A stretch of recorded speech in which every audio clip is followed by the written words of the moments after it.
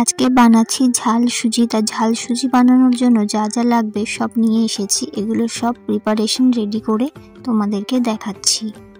A few moments later. এখানে নিয়ে নিয়েছি প্রধান উপকরণ সুজি, ছোট ছোট করে কেটে নিয়েছি আলু, গাজর, কাঁচা লঙ্কা, বিনস, মটরশুঁটি, নিয়েছি কাঁচা বাদাম, পাতিলেবু আর ধনেপাতা। তোমরা এখানে কারি পাতাও অ্যাড করতে পারো, শীতকাল ধনেপাতাটা তাই দিচ্ছি। অন্যদিকে একটা কড়াইতে গরম হলে সাদা তেল দিয়ে সবজিগুলো ভেজে নেব।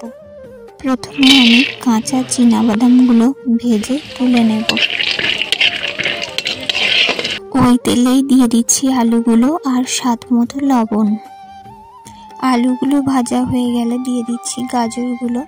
গাজরগুলো হালকা ভাজা হয়ে গেলে দিয়ে দেবো এখানে বিনস আর দিয়ে দিচ্ছি কাঁচা লঙ্কাগুলো। এগুলো সব ভালো করে ভেজে নিতে হবে।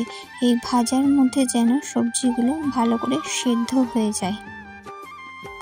সব সবজিগুলো সেদ্ধ হলে মটরশুঁটিগুলো দিয়েও ভালোভাবে ভেজে নেব। সব সবজিগুলো সেদ্ধ হয়ে গেছে। এবার এখানে আমি অ্যাড করছি সুজিগুলো। এবার সুজিগুলো একটু ভাজা ভাজা হয়ে গেলে এবার এখানে আমি দিয়ে দিচ্ছি স্বাদ মতো লবণ, স্বাদ মতো চিনি আর পাতিলেবুর রস। চিনি আর পাতিলেবুর রসটা সুজিটাকে ঝরঝরে রাখতে সাহায্য করবে।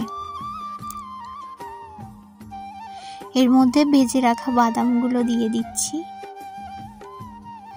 এর মধ্যে অল্প পরিমাণ জল দিয়ে সুজিগুলো নাড়তে থাকবো। 1 চামচ মতো ঘি দিয়ে দিচ্ছি। উপর থেকে ধনেপাতা ছড়িয়ে দিলে রেডি আমাদের ঝাল সুজি। ভিডিওটা কেমন লাগলো জানিও সবাই। দেখা হচ্ছে নতুন কোনো ভিডিওতে।